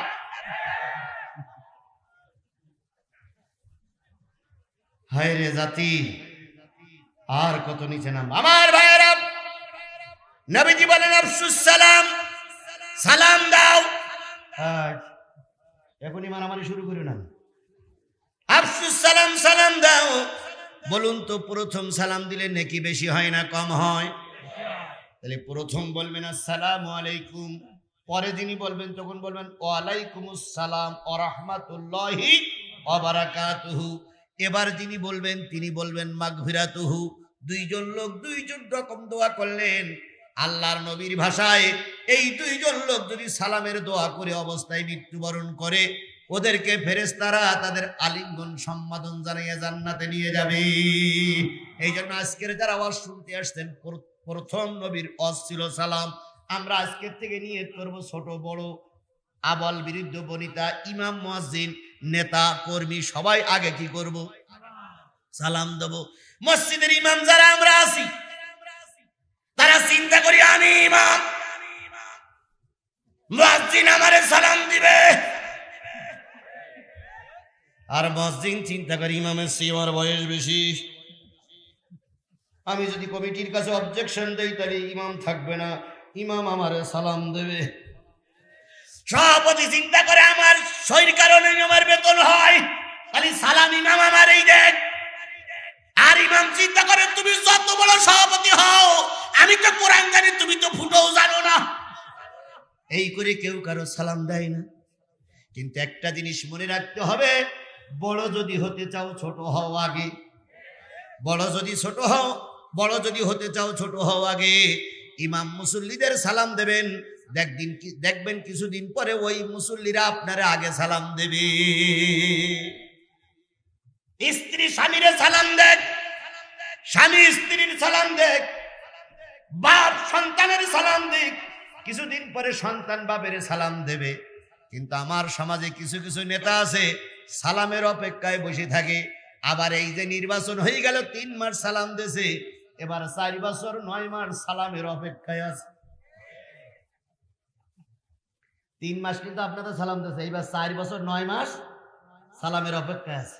কি সালাম? সালাম আলাইকুম, সালামালাইকুম, সালামালাইকুম, সালামালাইকুম, সালামালাইকুম, সালামালাইকুম। মনে হয় যেন জান্নাত থেকে কেবল নাজিল হইল। পোশাক পরিছে, টুপি। কি হচ্ছে ভাই করিম ভাই? তালাই যাও তো, পিছনে কথা বললে হবে না। পিছনে আপনারা গুলি করবেন, আমি অর্থ পারবো। আমার ভাইয়েরা শোনেন, একটা শুভ সংবাদ দেই, সেটা হলো আজকে যদি কিছু বাদ থাকে দয়া করে আমার পরে জুলুম করবেন না। আমি কথা দিলাম এই কমিটির লোক এবং আপনাদেরকে, আল্লাহ যদি আমাকে বাঁচাই রাখার পরিবেশ যদি ভালো থাকে, আগামী নভেম্বরের আগে ভাগে করবেন আপনারাই। আজকে যারা বাদ থাকবে, কারণ দেখেন এই দুটান থাকলেই আমার ড্রাইভার বলে, হুজুর যেদিন দুটান থাকে, আমাদের দুটো মাহফিল থাকে, সেদিন একটা ভালো হয় আর একটা হয় না। কারণ আমি চেষ্টা করি কোরআন শরীফ সিএফ বলতেছে, আমি চেষ্টা করি যে কথাগুলো বলি সেগুলো হাড়ে হাড়ে কাজে লাগানোর জন্য চেষ্টা করি। আমি 100% কাজে লাগানোর জন্য চেষ্টা করি। আমি শুধু বক্তৃতা মঞ্চে কথা বলে নিজেকে দিয়ে আরামের বিছানায় ঘুমিয়ে থাকি না। ময়দানে গেলে জিহাদিরে পাবেন, বাতিলের বিপক্ষে কথা বলতে গেলে জিহাদির পাবেন। যদি আমার নামে হাজারো মামলা হয়, তবু আমার পরিবারকে বলেছি, আল্লাহ যদি আমার মৃত্যু দেয়, রাজপথেই যেন আমার মৃত্যু দেয়। সুতরাং আমি যেটা বলি সেটা করার জন্য চেষ্টা করি। এখন আপনাদের কাছে বলেছি একরকম, আরেকজনের কাছে বলেছি আর একরকম। এখন যদি তাদেরকে ঠকাই তাহলে তারা খেপে যাবে। এই জন্য আমি আপনাদের কথা বলবো 9টায় 20 পর্যন্ত। 9টায় 20 মিনিট সময় আছে। এই জন্য হ্যাঁ আমি আপনাদের কি বললাম ভাই? আমি তো বলেছি ভাই, আমার সোনামানিক, আপনারা আমার ভালোবাসেন, এটার ভিতরে কোনো সন্দেহ নেই। শফিক ভাইদের ওই যে মাহফিল হয় নিশিনধারার মাহফিলে, আপনারা এই এলাকার লোকেই সবাই যান। এখানে যারা আছেন সবাই আমার ভক্ত, এর ভিতরে কোনো সন্দেহ নেই। কিন্তু আমার যে ভাই সময়ের অভাব, তারপরও আপনারা যে এই সন্ধ্যাবেলায় এতগুলো লোক হয়েছে, এটা তো কর্তৃপক্ষ খুশি, আল্লাহ খুশি, আমরাও খুশি। আমার ভাইয়েরা তাহলে সালাম চালু করবেন। এক আফসুস সালাম, এতাম উত্তম। 2 নম্বর রসুলের বক্তৃতা ছিল, অসহায় লোকের খেতে দাও, মিসকিনের খেতে দাও, গরিব মিসকিনের হক নষ্ট করো না, মিসকিনকে খেতে দাও, তার মানে পরের হক নষ্ট করো না। আর আইতাল্লাযী ইউকাযযিবু বিদ্দীন, আল্লাহ পাক বললেন, নবী দিন অস্বীকারী লোক আপনি কি দেখেছেন? কারা দিন অস্বীকার করে? দিনকে যারা মানে না তাদেরকে দেখেছেন? উত্তর দিচ্ছে, ফাযালিকাল্লাযী ইয়াদুউল ইয়াতীম ওয়া লা ইয়াহুদ্দু আলা তাআমিল মিসকিন, যারা মিসকিনকে খেতে দেয় না, যারা মিসকিনকে গলা ধাক্কা দিয়ে বাড়ি থেকে বের করে দেয়, ওরাই আল্লাহর দ্বীন অস্বীকার করে। এই জন্য মিসকিনকে খেতে দিবেন, মিসকিনকে আদর করবেন, এতিম অসহায়কে পাশে বসাবেন। আমার ভাইয়েরা, গরিব আত্মীয় স্বজনের হক বেশি আদায় করবেন, দেখবেন ওরা আপনার বিরোধিতা করবে না। কিন্তু ধনী মানুষের পিছনে বেশি তেল মাখাবেন, ওরাই আপনার সুযোগ পাইলেই বিরোধিতা করবে। 2 নম্বর হজ হচ্ছে এতিম মিসকিন অসহায় মানুষের পাশে থাকো। আফসুস সালাম এতম তম ওয়াসাল্লুল আরহাম। 2 নম্বর 3 নম্বর হচ্ছে আত্মীয়তার হক নষ্ট করো না। রেহেম, আত্মীয়তার হক নষ্ট করো না। এতিমকে খেতে দাও, আত্মীয়তার হক নষ্ট করো না, আত্মীয়তার হক বজায় রাখো। ওয়াসাল্লু বিল্লাইলি ওয়ান নাস ইয়ানাম। রাতের অন্ধকারে সবাই যখন ঘুমিয়ে পড়ে, তুমি মহাবিপদে পড়েছো, মুসিবতে পড়েছো, 4 রাকাত 8 রাকাত সালাতুত তাহাজ্জুদের নামাজ পড়ে মালিকের কাছে কাঁদো। তোমার চোখের পানি জমিনে স্পর্শ করার আগে মালিক তোমার আশা পূরণ করে দেবে। আল্লাহ রে ডাক রে বান্দা, আল্লাহ রে ডাক, আল্লাহ রে ডাক রে বান্দা, আল্লাহ রে ডাক। ডাকতে ডাকতে তোর জীবন শেষ হয়ে যাক। আল্লাহ রে ডাক রে বান্দা, আল্লাহ রে ডাক। কারে ডাকবেন? আযকুরুনি আযকুরুকুম। তুই আমার ডাক, আমি তোর ডাকে সাড়া দেব। উদউনি আস্তাজিব লাকুম। বান্দা তুই আমার ডাক, আমি তোর ডাকে সাড়া দেব। তাহলে সকল বিপদ আপদে ডাকবেন কারে? যাদের হৃদয় আছে আল্লাহর ভয়, তারা কবু পথ ভুলে যায় না। যাদের হৃদয় আছে আল্লাহর ভয়, তারা কবু পথ ভুলে যায় না। আল্লাহর প্রেম ছাড়া এই দুনিয়ায় কারো কাছে কোনো কিছু চায় না। রাতের আধারে যারা সিজদাতে রয়, 2 চোখের অশ্রুতে নদী যেন বয়। ছলনার হাত চানি যতই আসুক, ছলনার হাত চানি যতই আসুক, পিছনে ফিরেও তাকায় না। যাদের হৃদয় আছে আল্লাহর ভয়, তারা কভু পথ ভুলে যায় না। এই জন্য বিপদে পড়বে কানবেন কার কাছে? মুসিবতে পড়ে কানবেন কার কাছে? আল্লাহ বেইজ্জতি করবে না, ইজ্জত বজায় রেখে রাখবে, আল্লাহ ইজ্জতের সঙ্গে রাখবে। কথা বলেন ঠিক না বেঠিক? আমরা এখন বিপদে পড়ে তেল মারি জনগণের। যে যত তেল মারতে পারে সে তত বেশি সম্মানের সঙ্গে বেশি আছে। এই জন্য তেল যদি মারতে হয়, প্রশংসা যদি করতে হয়, কারে করবেন? আল্লাহরে করবেন, রসুলের করবেন। আল্লাহ রসুল বলেন, রাতের অন্ধকারে সবাই যখন ঘুমিয়ে পড়েছে, দুনিয়ার কেউ জায়গা নাই, উজু করো, 4 রাকাত তাহাজ্জুদের নামাজ পড়ো, চোখের পানি ফেলে জায়নামাজে বসে কাঁদো, আল্লাহ আমি তোমার একজন অধম নালায়েক গুনাহগার, ভুল করেছি আল্লাহ, বিপদে পড়েছি, তুমি আমার উদ্ধার করো। আল্লাহ নবী বলেন, আইনানে লান তামাসসুহুমুন নার, আইনুন বাতাত ফি খশিয়াতিল্লাহ ওয়া আইনুন বাতাত তাহরিসু বিসাবিলিল্লাহ। ও আমার উম্মতেরা শোনো, 2টা চোখ জাহান্নামে যাবে না। কয়টা চোখ? একটা চোখ সেই চোখ যেই চোখ রাতের অন্ধকারে আল্লাহর কাছে কাঁদে। এই চোখ কখনো জাহান্নামে ইয়াজহাকু কালিলা ইয়াবকু কাসীরা। কম কম হাসো, বেশি বেশি কান্দো। আজকের সমাজে আমরা বেশি হাসি, কম কান্দি। কথা বলেন ঠিক না বেঠিক? অথচ আল্লাহ বলেন বেশি কান্দো, কম হাসো। জাহান্নামের ভয়ে, দুজকের ভয়ে, জান্নাত পাওয়ার আশায় আজকে শুক্রবারে যারা 1 ফোঁটা চোখের পানি মসজিদে বসে ফেলাইছেন, আমি জিহাদি কোরআন শপথ করে বলতে পারি, আপনি মরার পর আপনার এই চোখটা জাহান্নামে পড়বে না। আরেকটা চোখ, ভালো করে শুনে নেবার, আরেকটা চোখ কোন চোখ? যারা দিনকে টিকায় রাখার জন্য, ধর্মকে টিকায় রাখার জন্য বই পড়েন, রাতের ঘুম নষ্ট করে দাওয়াতি কাজ করেন, এমনকি এই জালেমদের মিথ্যা মামলার বাঁচার জন্য যারা পাট বাগানে, বাড়ির বাইরে মশার কামড় খেয়ে চোখের কষ্ট দিচ্ছেন, আমরা চুরি করে মামলা খাইনি, আমরা ডাকাতি করে মামলা খাইনি, আমরা ধর্ষণ করে মামলা খাইনি।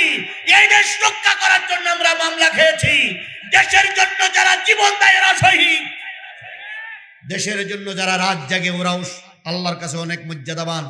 এই জন্য যারা চোখটারে ধর্মের জন্য, ইসলামের জন্য, দেশের জন্য, দিনের জন্য, দিন কায়েমের জন্য চোখ কাজে লাগাবেন, এই চোখ কখনো জাহান্নামের আগুনে স্পর্শ করবে না। আল্লাহ আমাদের বোঝার তৌফিক দান করুক। তাহলে নবীর কয়টা ওয়াজ?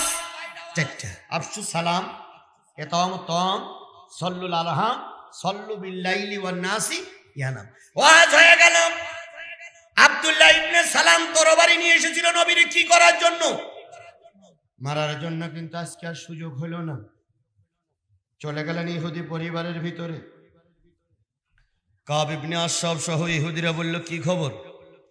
কই গিয়েছিলাম হুজুরির মারার জন্য, কিন্তু অশ্বনী আর মারতে পারলাম না। রাজপথে দাঁড়াইছিলাম গুলি করবো বলে, কিন্তু হুজুরের চেহারা থেকে আর বন্দুকি থেকে গুলি বাহির হইল না। তা কি করবা? কই আমি কালকে আবার যাবো। এইবার যাবো আমি একা একা। এবার হুজুরের কাছে ফোন করবো, হুজুর দাওয়াত করবো, চাই মাথায় আসেন, আর হোটেলের ভিতরে ফেলাই জবাই করব। অথবা আমি হুজুরের একা একা কথা বলার ফাঁক করে তরবারি দিয়ে জবাই করব। নবীজির কাছে এবার পরের দিন আব্দুল্লাহ ইবনে সালাম গেলেন। আবু আইয়ুব আনসারীকে বললেন, নবীর সঙ্গে একটু সাক্ষাৎ করতে চাই, আমি কলেমা পড়বো।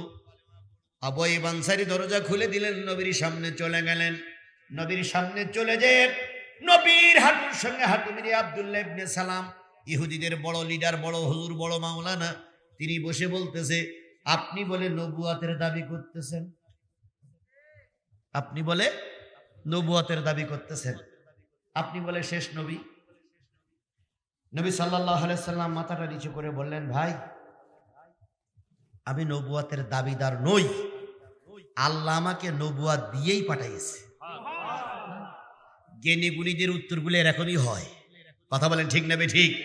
আপনাকে লোক জিজ্ঞেস করলো, ভাই আপনার চেনা চেনা মনে হচ্ছে, আপনি সাতক্ষীরার হুজুর না? তখন আমি তো একটু ফুলে ঠুলে কলার নাড়া দেখাও, চেনো না, চেনো না, এত ওয়াজ করি বলে চেনো না, যদি না চেনো তাহলে ফেসবুকে দেখে নিও।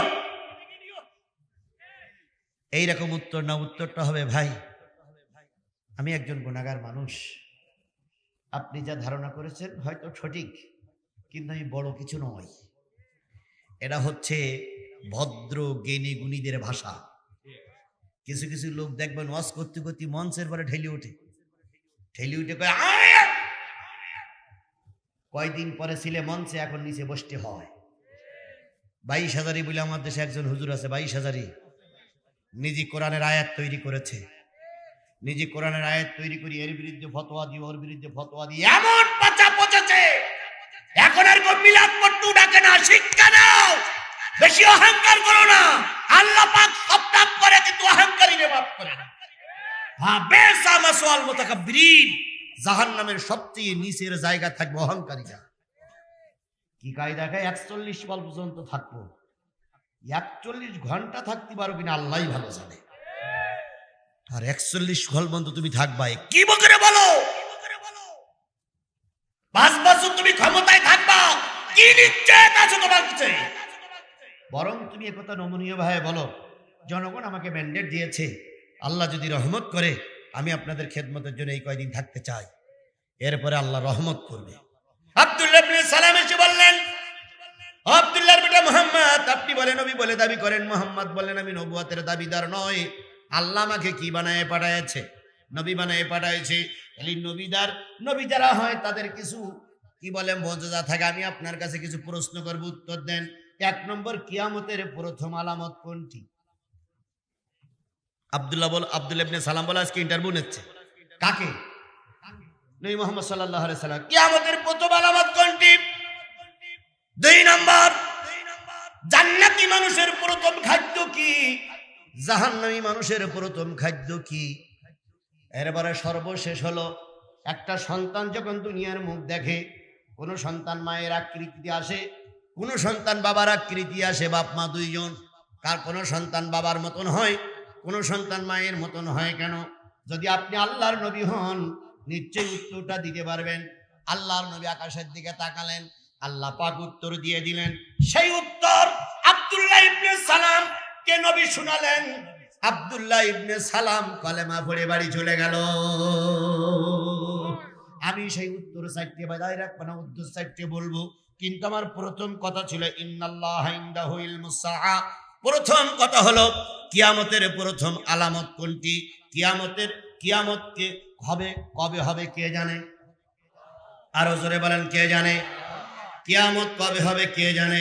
আল্লাহ জানে। 2 নম্বর, আয়ুনাজ্জিলুল গাইস, কোন মেঘে বৃষ্টি হবে, কোন এলাকায় বৃষ্টি হবে। দুনিয়ার কেউ খবর রাখে না, কে রাখে? অনেক সময় দেখা যায় মেঘ হয়, বৃষ্টি হয় না। আবার আমরা অনেক সময় মেঘ দেখে মেঘের কাছে বলি বৃষ্টি দাও। মেঘের কোনো ক্ষমতা নেই বৃষ্টি দেওয়ার, মেকাইলের কোনো ক্ষমতা নেই বৃষ্টি দেওয়ার। আল্লাহ যতক্ষণ পর্যন্ত অর্ডার না করে সব মেঘে বৃষ্টি হয় না। কোন মেঘে বৃষ্টি হবে কে জানে? উত্তর গগনে কালো মেঘ হয়েছে বলে বৃষ্টি হবে ধারণা করো না। ওই মেঘে বৃষ্টি আল্লাহ দিতেও পারে, নাও দিতে পারে। তবে উত্তর গগনে কালো মেঘ হলে কিসের সম্ভাবনা থাকে? ঝড়ের সম্ভাবনা থাকে। বিশ্বনন্দিত আল্লামা সাঈদী বারে বারে যখন কালো মেঘের কথা বলি ওনার কথাটা মনে পড়ে। উনি এক সমাবেশে বলেছিলেন, আমি উত্তর গগনে কালো মেঘের ঘনা ঘটা লক্ষ্য করছি। খুব তাড়াতাড়ি হয়তো ঝড়ের প্রাদুর্ভাব লক্ষ্য করছি। ঝড় আসবে, এমন ঝড়, এমন বৃষ্টি আসবে, যদি শক্ত হাতে মোকাবেলা করতে না পারো, যার সবে সাদেক, অসম্ভব। কিছুদিন পরে তিনি গ্রেফতার হয়ে গেলেন। জুলুম নির্যাতন দেশে শুরু হলো। মিথ্যা মামলা, কি বলে গাড়ি পোড়ানো মামলা, তারপরে গায়েবী মামলা, কত মামলার ধরন রে ভাই।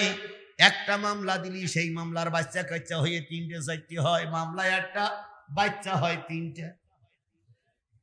আগে জানতাম মেয়ে লোকের বাচ্চা হয়, এখন দেখি মামলারও বাচ্চা হয়। যারা মামলা খাইছেন তারা বুঝবেন, যারা খাননি তারা বুঝবেন না। এসটিসি, এসিসি, ওসিসি করে মামলা দিল একটা, পরে ভাগ হইলো 3টে। এক মামলার বাচ্চা হয়েছে 3টা, মোট 4টে মামলা হয়ে গেল। এত বাচ্চা কাচ্চা কি করে হলো? এত মামলা, গায়েবী মামলা। নেতা থাকলো জেলখানায়, গাড়ি পুড়লো 7 মাথায়, নেতার নামে মামলা। জেলখানার থেকে এসে গাড়ি পুড়াইয়ে আবার চলে গেল। তাহলে জেল গেটে যে গরুগুলো আছে বের করে দাও। ওই জেল গেটে যে গরুগুলো পাহারা দেয়, ওখান থেকে জেল গেটের থেকে সে মামলা করে চলে গেল, কি বলে গাড়ি পোড়াই চলে গেল। জেল গেটে এগুলো রাখার দরকার কি? একা বের করে দাও, জেল গেট খুলে দাও, যার খুশি যাক, যার খুশি বেরিয়ে আসুক। নারায়ণগঞ্জে এক ডাকাত 10 বছরের জেলে থাকা অবস্থায় বাড়ি একটা বাচ্চা হয়েছে। জেলে থাকা অবস্থায় বাচ্চা। জনগণ চিন্তা করলে জেলে থাকলো স্বামী বাচ্চা হয় কি করে? জেল গেটে যারা ছিল ওরা ওনার কাছে টাকা খেয়ে কোর্টে নেওয়ার নাম করে সকালবেলা বাড়ি পৌঁছাই দেয়, সন্ধ্যেবেলা আবার ওখান থেকে নিয়ে জেল গেটের ভিতরে ভরে দেয়। ওই যে রাত দিনের বেলায় স্ত্রীর সঙ্গে ব্যবহার করে, ওই ব্যবহার করার কারণে সন্তান হয়। ডাকাতিরা জেলখানার থেকে বেরিয়ে এসে স্ত্রীর সঙ্গে মেলামেশা করে আবার জেলে যেতে পারে, অথচ আলেমরা জেলখানার থেকে বেরিয়ে হাসতে হাসতে আর কি বলে হাসপাতালের থেকে লাশ হয়ে ফিরে আসে। আল্লামা সাঈদী তুমি মরুনি, শহীদ হয়েছ তুমি এটাই জানি। আল্লামা সাঈদী তুমি মরুনি, শহীদ হয়েছ তুমি এটাই জানি। কারাগারে ছিলে তুমি 13টি বছর, বাতিল খেপেছে তোমার দিকে থর থর। তুমি যে ছিলে মোদের নয়নের মনি, শহীদ হয়েছ তুমি এটাই জানি, শহীদ হয়েছ তুমি এটাই জানি।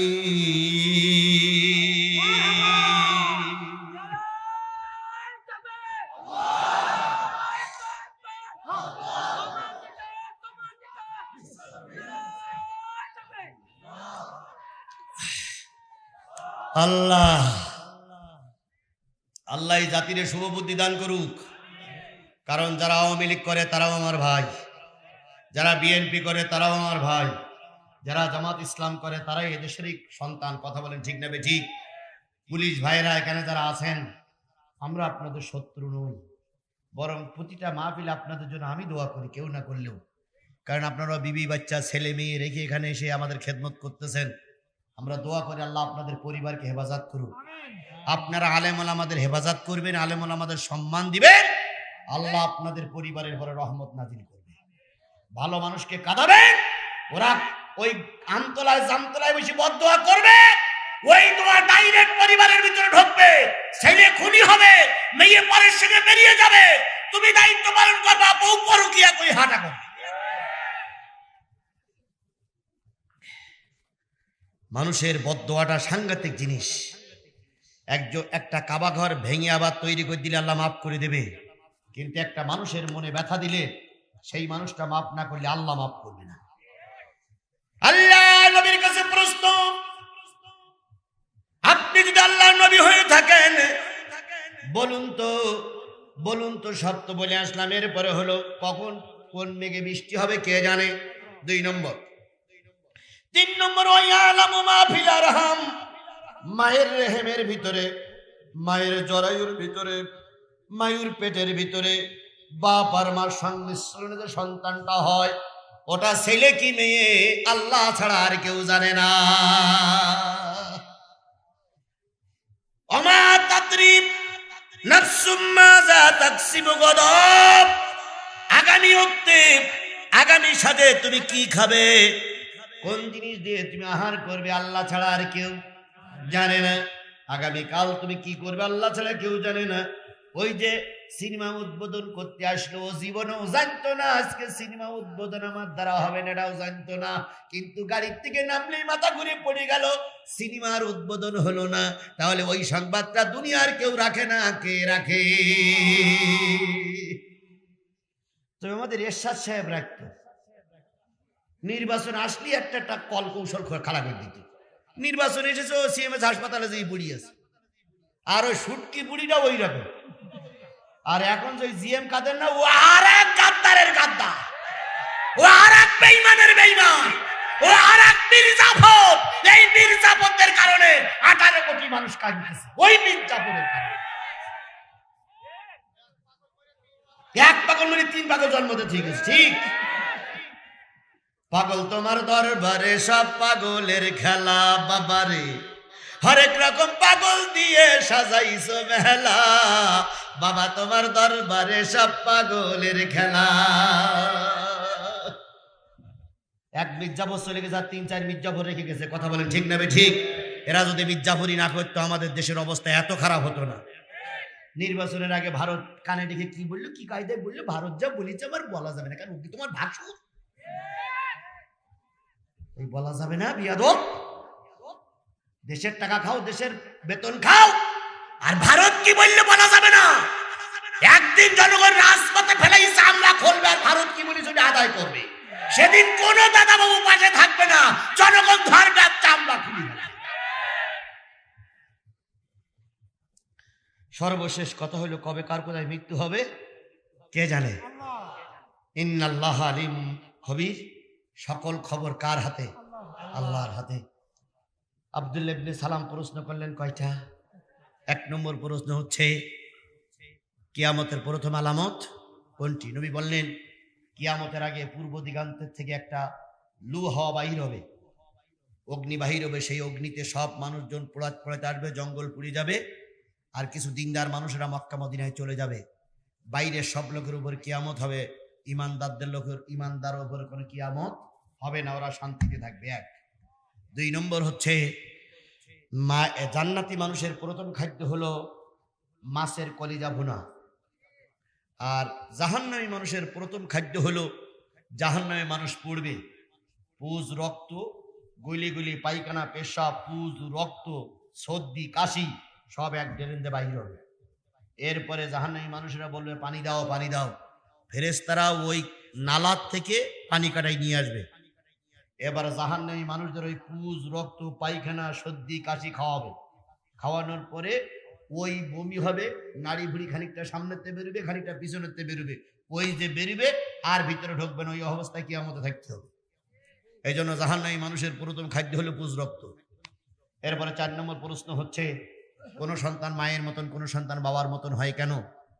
হুজুর বললেন, আমি তো কোনো বিশ্ববিদ্যালয়ে পড়িনি, বড় ডাক্তারও নয়, তবে আল্লাহ আমাকে জানিয়েছে বাপ মা যখন বিশেষ একটা সময় মিলিত হয়, মিলিত হওয়ার পরে দুইজনের নাপাক পানি বাহির হয়, মায়ের পেটের ভিতরে একটা জরায়ু আছে, বেলুনের মতন একটা বেলুন আছে, যেগুলো আমরা বাচ্চা যখন হয়, তাই কুকুরের বাচ্চা হোক, ছাগলের বাচ্চা হোক, যার বাচ্চা হোক, আগে কিন্তু পানি আসে, ওইটারে মারা বলে পানি মুসি বা বেলুন যাই বলেন। ওই বেলুন প্রত্যেকটা মায়ের রেহেমের পেটের ভিতরে থাকে, ওই বেলুনের মুখটা আলগা হয়ে যায়। স্বামী আর স্ত্রী যখন মেলামেশা করে বেলুনের মুখটা আলগা হয়ে যায়। আলগা হওয়ার পরে এই নাপাক পানি ঘুরতে ঘুরতে সর্বপ্রথম মায়ের জরায়ুর ভিতরে, মায়ের পেটের ভিতরে যার পানি ঢোকে, মহিলার পানি ঢুকলে চেহারা মহিলার মতন হয়, স্বামীর পানি ঢুকলে সন্তান স্বামীর মতন দেখতে হয়। সে ছেলে হোক আর মেয়ে হোক, ওই জরায়ুর ভিতরে যার নাপাক পানিটা আগে ঢুকবে তার হলো মতন চেহারা হবে ছেলের অথবা মেয়ের। এই কথা শোনার পর আব্দুল্লাহ ইবনে সালাম বললেন, আপনি শেষ নবী, সত্যিকার নবী। আব্দুল্লাহ ইবনে সালাম বললেন, তোমরা আমার মানো আর না মানো, আমি কালেমা পড়ে মুসলমান হয়ে গেলাম। আল্লাহ পাক আমাদের সবাইকে আজকের এই কথার থেকে শিক্ষা নিয়ে বাকি জীবনগুলো চলার তৌফিক দান করুন। আমা তৌফিক ইল্লা বিল্লাহ, ওয়া আখিরু দাওয়ানা আলহামদুলিল্লাহি রাব্বিল আলামিন।